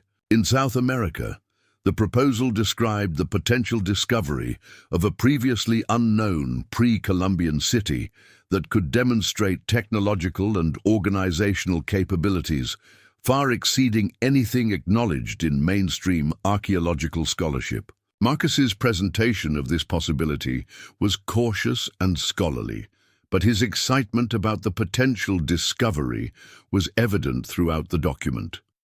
The proposed expedition would involve several months of fieldwork using cutting-edge archaeological techniques to investigate a site that Marcus believed had been deliberately concealed by Spanish colonial authorities to prevent interference with their exploitation of indigenous resources. The rediscovery of this site could provide unprecedented insight into the true achievements of pre-Columbian American civilizations. Eleanor found detailed budgets, equipment lists, and personnel requirements for this ambitious expedition. The financial requirements were substantial, reflecting the costs associated with transportation to remote locations, specialized equipment, extended field operations, and the documentation and preservation of any discoveries that might be made. The personnel requirements included not only archaeologists and support staff, but also security specialists and legal advisors who could address the complex issues associated with conducting archaeological work in regions where indigenous rights, national sovereignty, and international law created overlapping jurisdictions and potentially conflicting interests. Marcus's recognition of these legal and political complexities demonstrated sophisticated understanding of the challenges that would face any modern expedition attempting to investigate sites identified through historical research. His planning included strategies for obtaining appropriate permits, negotiating with local communities, and ensuring that any discoveries would be handled according to internationally accepted archaeological and cultural preservation standards. Eleanor discovered that Marcus had been developing relationships with Peruvian government officials, academic institutions, and indigenous organizations that could provide the institutional support necessary for conducting legitimate archaeological research. In sensitive locations, his correspondence revealed efforts to create partnerships that would ensure that any discoveries would benefit both international scholarship and local communities. The most intriguing element of Marcus's expedition planning was his preparation for the possibility of discoveries that could be too significant or too valuable to handle through normal archaeological channels. His contingency plans included protocols for protecting extraordinarily important finds, strategies for ensuring scholarly access to revolutionary discoveries, and legal frameworks for managing resources that could attract unwanted attention. From commercial or governmental interests, Eleanor realized that Marcus had been anticipating discoveries that could potentially reshape understanding of human history while creating circumstances that would require careful management to prevent exploitation or suppression. His preparations suggested that he believed his research could lead to findings that would challenge powerful interests and require protection from individuals or organizations that might prefer such knowledge to remain hidden. As she examined the final materials in the third crate, Eleanor found what appeared to be Marcus's personal preparations for expedition work that he had apparently intended to conduct himself, despite his advancing age and declining health. These materials included travel documents, medical preparations, and personal equipment that revealed his determination to participate directly in the archaeological investigations that his research had made possible. The dedication required for such preparations at Marcus's age impressed Eleanor, while highlighting the passion that had driven his secret research activities. Despite the comfort and security of his academic position, Marcus had been willing to risk his health and safety to pursue discoveries that could validate the theories he had been developing throughout his career.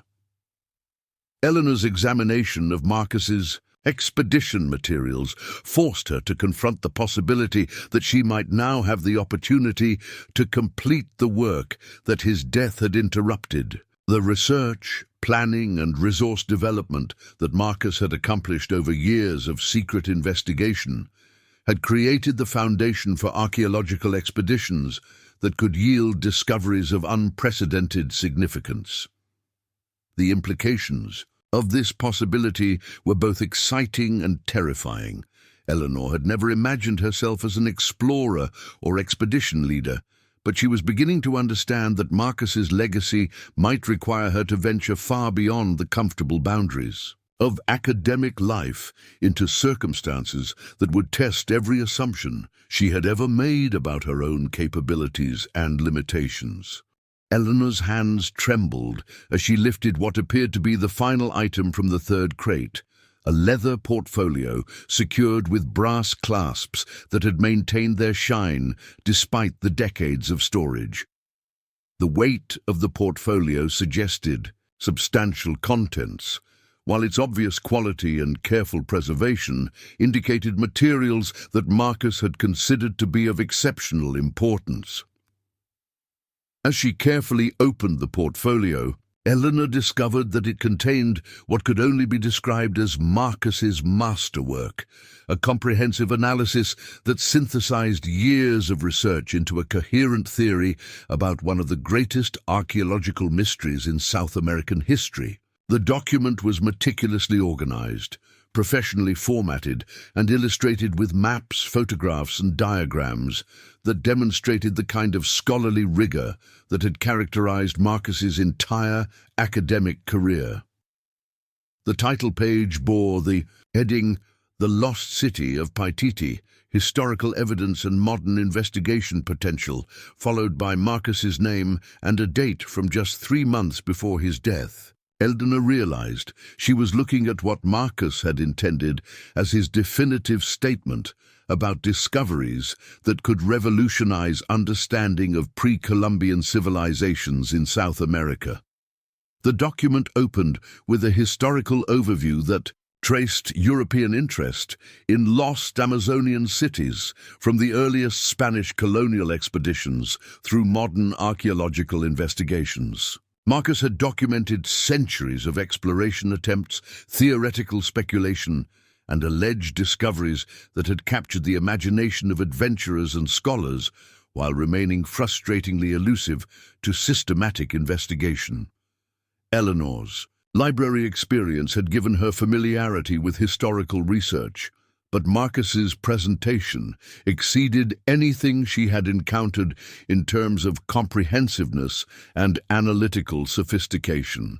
He had apparently reviewed every significant account of Amazonian exploration, cross-referenced multiple historical sources, and identified patterns of evidence that previous researchers had overlooked or dismissed. The central thesis of Marcus's analysis was that Spanish colonial authorities had discovered and systematically exploited an indigenous city of extraordinary wealth and technological sophistication, while deliberately concealing its existence to prevent interference with their monopolistic control of its resources. According to Marcus's theory, this suppression had been so successful that even modern archaeology remained ignorant of one of the most significant urban centers in pre-Columbian America. Marcus's evidence for this theory was overwhelming in its scope and detail. He had identified dozens of Spanish colonial documents that contained oblique references to a major indigenous settlement that possessed wealth exceeding anything found elsewhere in the Americas. These references were scattered across different archives, written by different authors, and separated by decades. But when analyzed collectively, they painted a consistent picture of European knowledge about a location that official histories had chosen to ignore. The most compelling evidence consisted of financial records from Spanish colonial administration that showed mysterious wealth flows that could not be accounted for through known mining operations or tribute collections. Marcus had traced these financial anomalies through multiple archival sources, demonstrating patterns of resource extraction that suggested access to gold and silver deposits far exceeding anything acknowledged in official colonial reports. Eleanor found herself completely absorbed in Marcus's analysis as he systematically demolished alternative explanations for these financial anomalies while building an increasingly convincing case for his lost city theory. His methodology was impeccable, his source material was extensive, and his conclusions were presented with the kind of cautious scholarly language that made them difficult to dismiss as speculative adventure-seeking. The geographical analysis that formed the core of Marcus's research was particularly impressive. He had used historical accounts, topographical studies, and modern satellite imagery to identify the most probable location for the lost city, narrowing the possibilities to a specific region of the Peruvian Amazon where geographical features matched historical descriptions with remarkable precision. Marcus's geographical analysis focused on an area where several tributaries of the Amazon River converged to create natural transportation advantages that would have been valuable for any major urban center. The topography of this region included elevated areas that would have provided defensive advantages while remaining accessible to river transportation systems that connected to vast networks of waterways throughout the Amazon basin. Modern satellite imagery of this region showed geographical anomalies that Marcus interpreted as evidence of large-scale human modification of the natural landscape.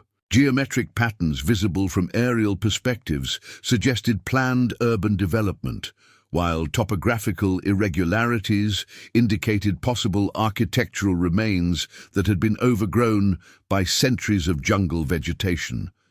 The correlation between historical accounts and modern geographical evidence was so strong that Marcus had been able to create detailed maps showing probable locations of major urban features, transportation routes, and resource extraction sites. These maps represented the synthesis of historical research with contemporary technology that could guide modern archaeological investigation with unprecedented precision. Eleanor discovered that Marcus had supplemented his documentary research with extensive consultation of indigenous oral traditions collected by anthropologists working throughout the Amazon region. These oral histories provided cultural context for understanding the lost city's significance within indigenous historical consciousness, while offering additional clues about its location and characteristics. The indigenous oral traditions that Marcus had studied described a great city that had served as a center of trade, learning, and religious activity for indigenous peoples throughout the Amazon basin. These traditions portrayed the city as a place of extraordinary wealth and technological achievement that had maintained its independence even during the early stages of Spanish colonial expansion. According to the oral traditions that Marcus had analyzed, the lost city had eventually fallen not to Spanish military conquest, but to disease epidemics that had devastated indigenous populations throughout the Americas during the colonial period. The survivors had allegedly abandoned the city rather than attempting to maintain it with decimated populations, allowing the jungle to reclaim urban areas that had been developed over centuries. The consistency between Spanish colonial accounts and indigenous oral traditions provided mutual confirmation that strengthened Marcus's arguments for the historical reality of the lost city. The convergence of evidence from multiple independent sources created a compelling case that transcended the limitations of any single category of historical documentation. Marcus's analysis included detailed discussions of the technological and organizational capabilities that would have been required to create and maintain a major urban center in the challenging environment of the Amazon rainforest. His research had revealed engineering techniques, agricultural methods, and social systems that demonstrated sophisticated adaptation to tropical conditions, while supporting populations that could sustain complex urban civilization. The archaeological implications of Marcus's research were staggering. If his theories were correct, the rediscovery of this lost city could provide unprecedented insight into indigenous American achievements, while potentially yielding artifacts and architectural remains that would revolutionize understanding of pre-Columbian technological and artistic capabilities. Eleanor found that Marcus had devoted considerable attention to analyzing the potential wealth that archaeological investigation of the lost city might reveal. His research suggested that Spanish colonial exploitation of the site had been incomplete, leaving substantial resources that could represent discoveries of extraordinary economic as well as scholarly value. The Spanish colonial documents that Marcus had studied described gold artifacts, silver ornaments, and precious stone collections that exceeded anything found at other archaeological sites throughout South America. The quantities of valuable materials mentioned in these historical accounts suggested wealth that could rival the most famous treasure discoveries in archaeological history. Marcus's economic analysis included estimates of potential value based on historical accounts of resource extraction and modern precious metal prices.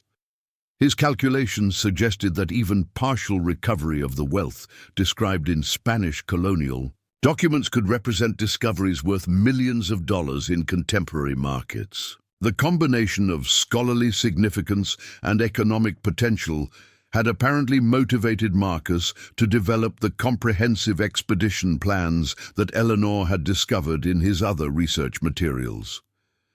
The lost city represented an opportunity to make archaeological discoveries that could simultaneously advance scholarly knowledge and provide financial resources that would ensure the continuation of research activities. Eleanor discovered that Marcus had been corresponding with international collectors, museums, and research institutions about the potential significance of discoveries that might result from investigating his lost city theories. These correspondences revealed interest from organizations that possessed the financial resources and institutional capabilities necessary to support major archaeological expeditions. The most promising correspondence was with a consortium of European museums that had expressed interest in funding archaeological investigations that could yield discoveries of major historical significance. This consortium had apparently been impressed by Marcus's preliminary research and had indicated willingness to provide substantial financial support for expeditions that could validate his theories. The proposed partnership with the European Museum Consortium would have provided Marcus with resources that far exceeded anything available through traditional academic funding sources. The consortium's interest reflected recognition that Marcus's research could lead to discoveries that would enhance the collections and reputations of participating institutions while advancing archaeological knowledge in ways that would benefit the entire scholarly community. Eleanor found detailed correspondence discussing the legal and ethical frameworks that would govern any archaeological work undertaken with support from the European Consortium. These discussions revealed sophisticated understanding of issues related to indigenous rights, national sovereignty, and international cultural property law that would affect any discoveries made through Marcus's research. The legal framework that Marcus had been developing would have ensured that archaeological discoveries would be handled according to the highest ethical standards while providing appropriate recognition and compensation for indigenous communities. whose ancestral territories might contain significant archaeological sites. His approach demonstrated commitment to conducting research that would benefit all parties involved, rather than simply extracting valuable materials for external exploitation.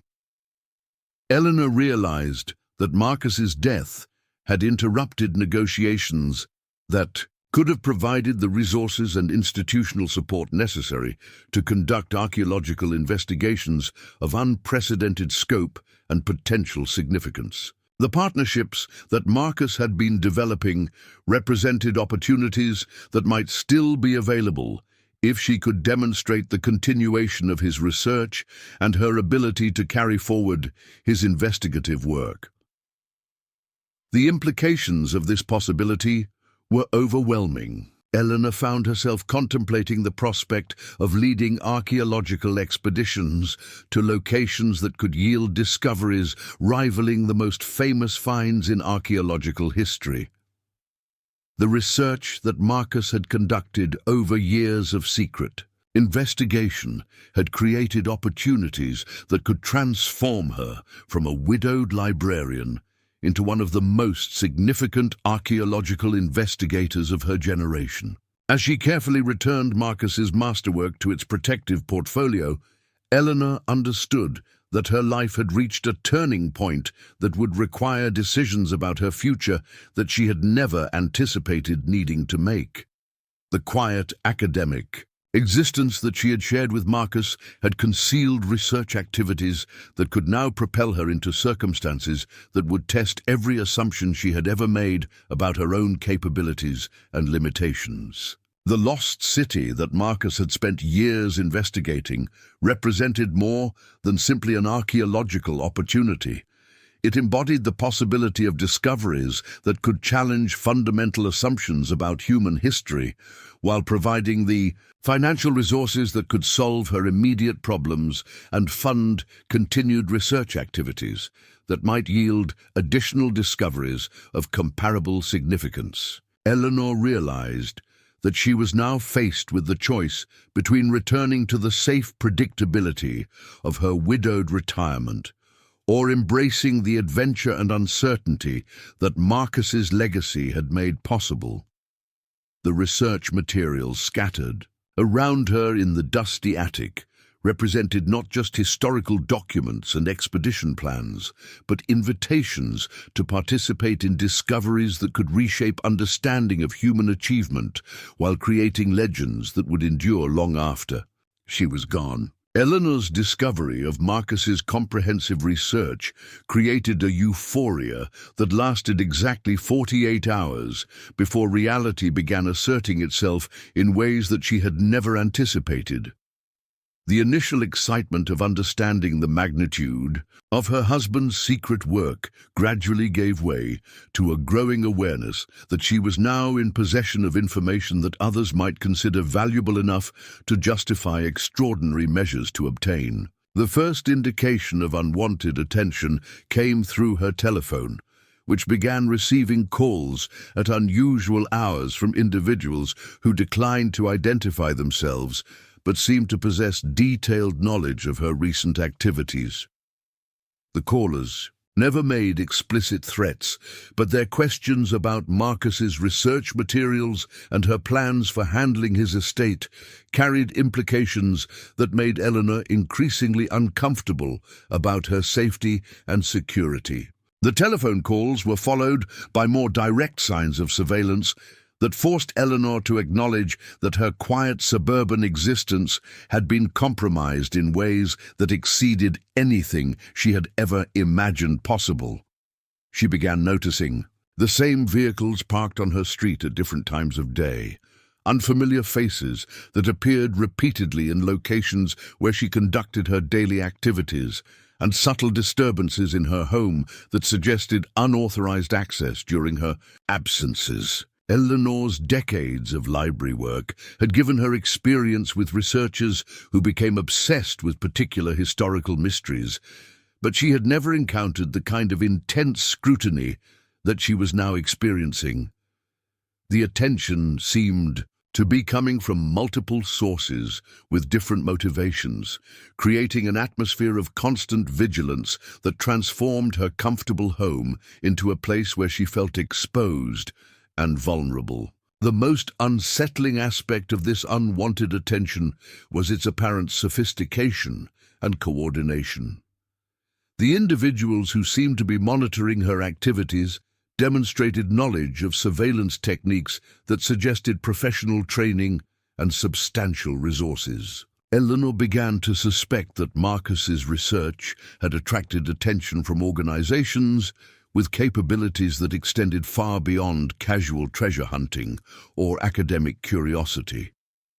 Her attempts to research the identity and motivations of those who seemed to be watching her revealed information that increased rather than reduced her anxiety about the situation. Online searches and library research suggested that archaeological discoveries involving Spanish colonial suppression and indigenous wealth had historically attracted attention from government agencies, international crime organizations, and private collectors whose methods of acquiring desired materials were not always constrained by legal or ethical considerations. Eleanor discovered that several researchers who had made claims about lost cities and hidden treasure had experienced harassment, theft of research materials, and in some cases personal harm that had forced them to abandon their investigations. The pattern of intimidation seemed designed to prevent publication of information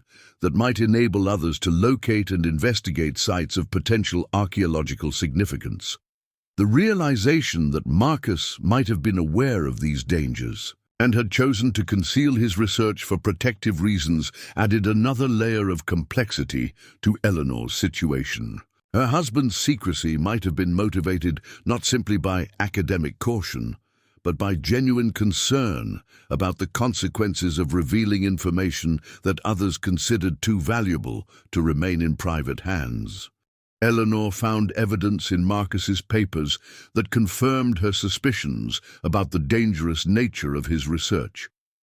Hidden among his routine correspondence were letters from colleagues who warned about the risks associated with investigating Spanish colonial suppression of archaeological evidence. These warnings described intimidation campaigns, theft of research materials, and pressure from government agencies that had forced several researchers to abandon promising investigations. One particularly disturbing letter came from Dr. Isabella Santos, Marcus's collaborator in Peru, who described a break-in at her research facility that had resulted in the theft of photographs, documents, and artifact samples related to her work on pre-Columbian civilizations. Dr. Santos wrote that the theft had been conducted with professional precision, suggesting perpetrators with experience in acquiring specific types of materials rather than opportunistic criminals seeking easily disposable valuables. Dr. Santos had also reported receiving visits from individuals who claimed to represent government agencies, but provided no legitimate credentials or authorization for their inquiries about her research activities. These unofficial investigators had asked detailed questions about her work, her sources of funding, and her plans for future research, creating an atmosphere of intimidation that had forced her to relocate her operations and limit her collaboration with international colleagues. The letter from Dr. Santos included warnings about the dangers that could face anyone who possessed information about locations where significant archaeological discoveries might be possible. She advised Marcus to consider the security implications of his research and to develop protective strategies that would prevent theft or suppression of materials that could lead to revolutionary archaeological discoveries. Eleanor realized that Marcus had apparently heeded Dr. Santos's warnings by creating the elaborate concealment system that had kept his research hidden even from his wife throughout their marriage. The complexity of his security measures suggested that he had been aware of genuine threats that required extraordinary precautions to prevent unauthorized access to his discoveries. The knowledge that Marcus had been operating under such dangerous conditions throughout the later years of their marriage created feelings of betrayal and abandonment that complicated Eleanor's grief over his death. She felt angry that he had excluded her from decisions about risks that could affect both of their lives, while simultaneously feeling proud of his courage in pursuing research that he believed could advance human knowledge despite personal dangers. Eleanor's emotional response to these revelations was further complicated by her growing awareness that she was now facing the same risks that had motivated Marcus's secrecy. The attention that her discovery of his research materials had attracted suggested that the threats he had been managing were still active and potentially more dangerous now that his protective measures had been compromised by his death. The practical implications of her situation became clear when Eleanor attempted to contact Dr. Santos in Peru to discuss Marcus's research and her options for continuing his work. Her telephone calls went unanswered, her emails were returned as undeliverable, and her attempts to reach Dr. Santos through institutional channels revealed that the Peruvian researcher had apparently disappeared without leaving forwarding information or instructions for contacting her. Eleanor's inability to establish communication with Marcus's most important collaborator forced her to recognize that the network of relationships that had supported his research might have been disrupted by the same forces that were now focusing attention on her activities. The isolation that resulted from this disruption left her without the expert guidance that she desperately needed to understand her situation and develop appropriate responses to the challenges she was facing. The financial pressures that had motivated Eleanor's initial exploration of Marcus's attic materials now seemed trivial compared to the security concerns that were dominating her daily existence. The valuable information that she had discovered might indeed solve her economic problems, but only if she could find ways to utilize it without exposing herself to dangers that could threaten her personal safety and freedom. Eleanor's research into the legal aspects of her situation revealed additional complexities that would affect any attempts to capitalize on Marcus's discoveries. Archaeological materials that crossed international boundaries were subject to numerous laws and regulations that could complicate ownership, transfer, and commercial exploitation of items that might be discovered through following Marcus's research. The legal framework governing archaeological discoveries was particularly complex in cases involving materials that had been suppressed by colonial authorities for political or economic reasons.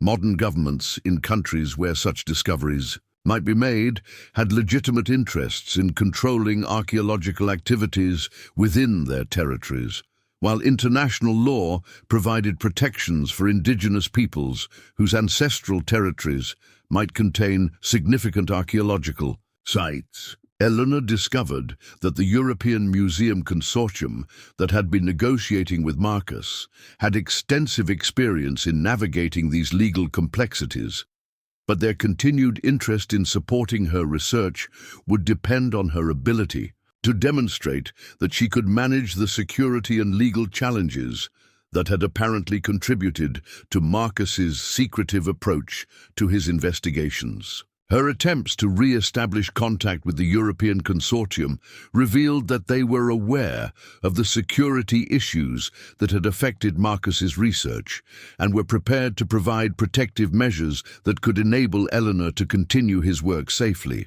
The consortium's resources included security specialists, legal advisors, and institutional connections that could address many of the challenges that she was facing as an individual researcher.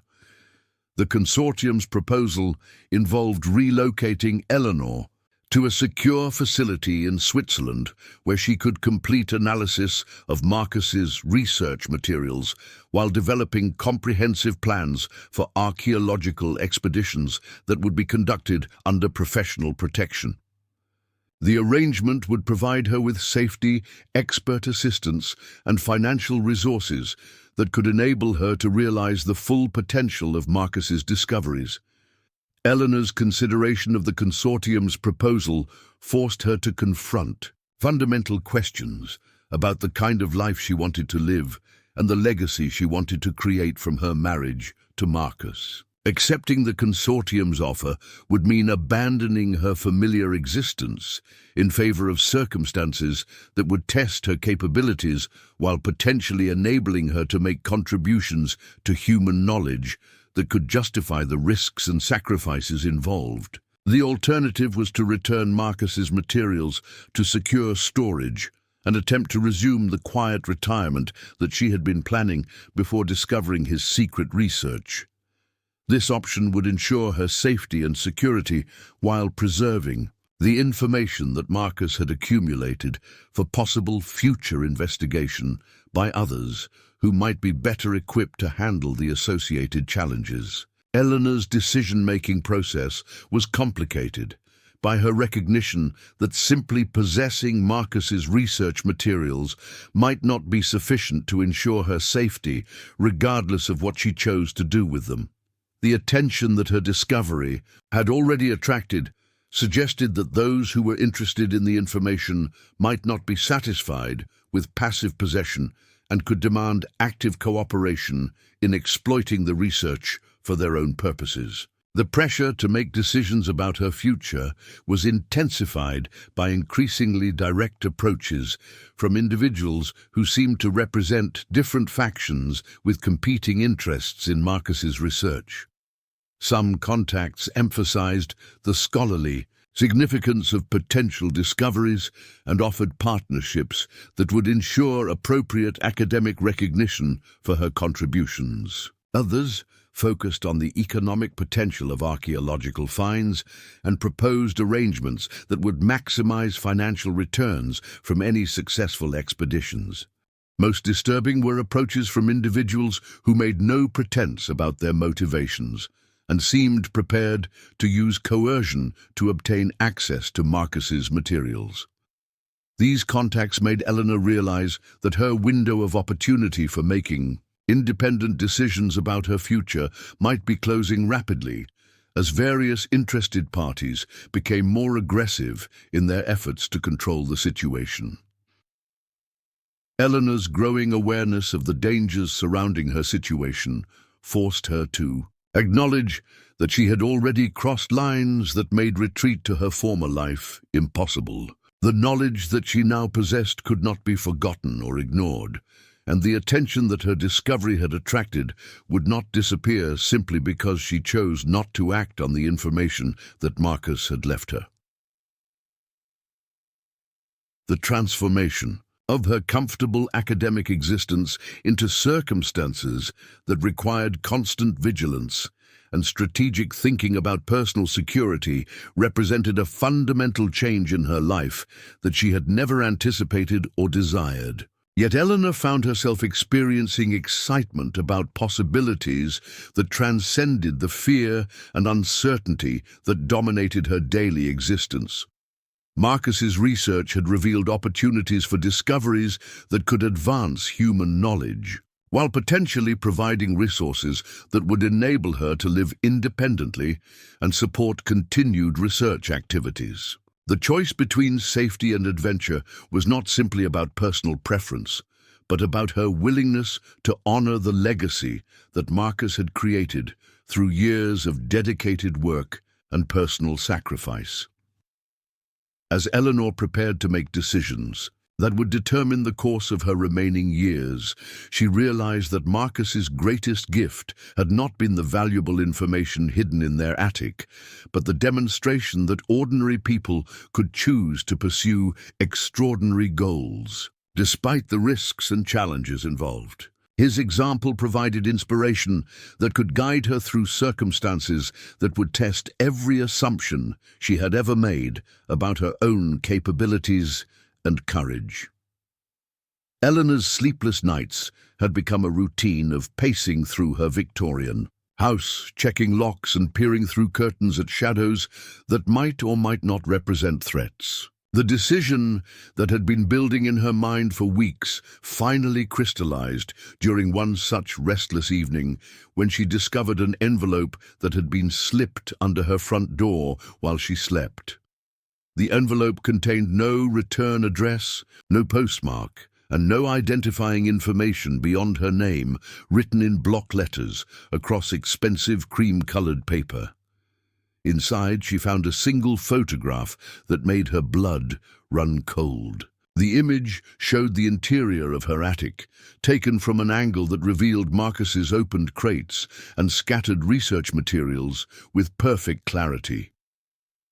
Accompanying the photograph was a typewritten note that read simply, "We know what you have found. Cooperation will be rewarded. Resistance will be overcome. You have 48 hours to consider your options." The message was unsigned, but its implications were unmistakable. Eleanor's private sanctuary had been violated. Her discoveries had been documented, and her freedom to choose her own course of action was being systematically eliminated. The photograph forced Eleanor to confront the reality that her house had been under surveillance far more comprehensive than she had realized. The angle and quality of the image suggested professional equipment and expertise that went beyond casual monitoring. Someone had been inside her home, documenting her discoveries and preparing to make demands that she might not be able to refuse. Eleanor's hands shook as she examined the photograph more closely, looking for clues about when and how it had been taken.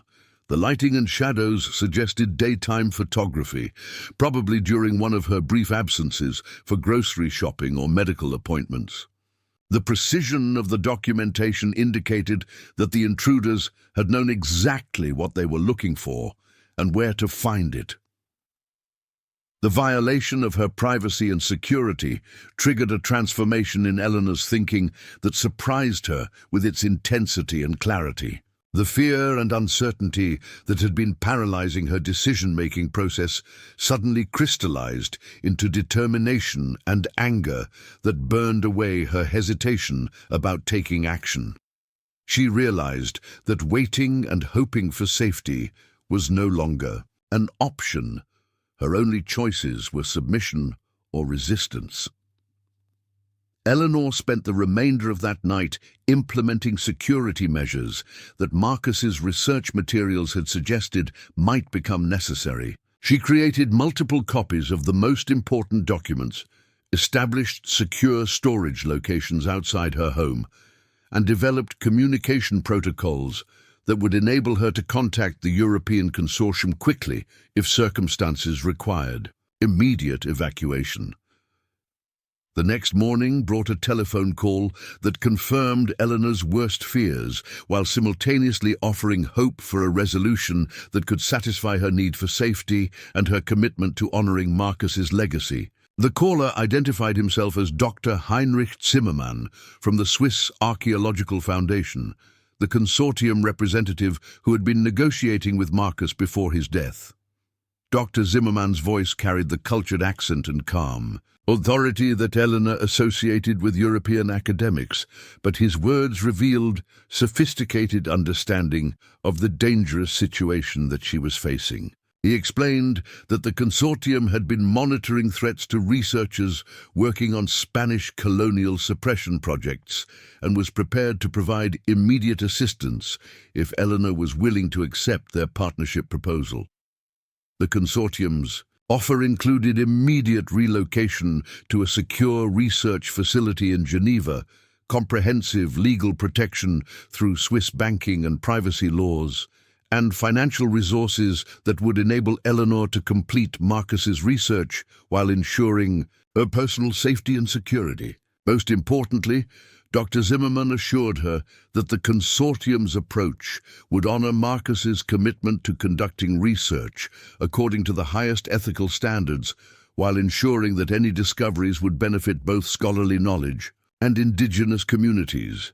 Eleanor's acceptance of the consortium's offer required courage that she had never known she possessed, but also brought immediate relief from the isolation and vulnerability that had been dominating her existence. Within 24 hours of her telephone conversation with Dr. Zimmermann, she found herself aboard a private aircraft bound for Switzerland, carrying only essential personal items and the most critical of Marcus's research materials. The Swiss research facility exceeded Eleanor's expectations in every respect, combining state-of-the-art technology with security measures that provided absolute protection from the threats that had been disrupting her life. The facility's staff included archaeologists, historians, linguists, and security specialists who possessed the expertise necessary to analyze Marcus's discoveries, while ensuring that Eleanor could work without fear of interference or intimidation. Dr.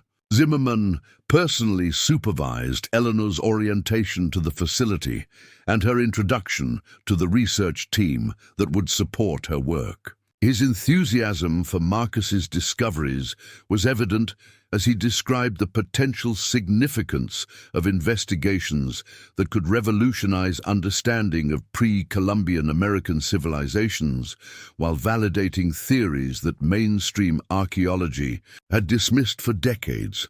The consortium's analysis of Marcus's materials confirmed Eleanor's assessment of their extraordinary potential, while revealing additional layers of significance that even Marcus might not have fully appreciated. Computer analysis of the colonial documents revealed hidden text, encoded messages, and systematic patterns that suggested even more comprehensive suppression of archaeological evidence than Marcus had theorized. Most exciting was the consortium's ability to combine Marcus's historical research with cutting-edge satellite technology and remote sensing equipment that could identify archaeological features invisible to conventional investigation methods. The resulting analysis pinpointed specific locations where major discoveries were not only possible, but virtually certain, given the convergence of historical, geographical, and technological evidence.